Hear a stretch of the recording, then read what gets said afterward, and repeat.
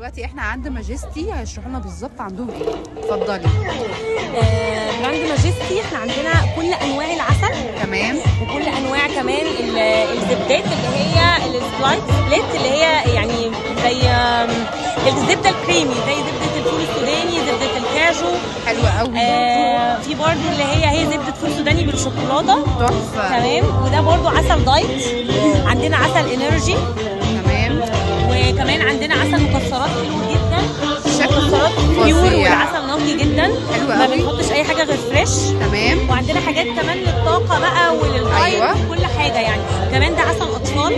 حلو قوي. بيعزز نمو الطفل جدا، وفي نفس الوقت بيفتح شهيته. حلو جدا. وفي كمان حاجات بقى زي الجينسنج وحبوب اللقاح والحاجات دي. وده عسل صدر جبلي.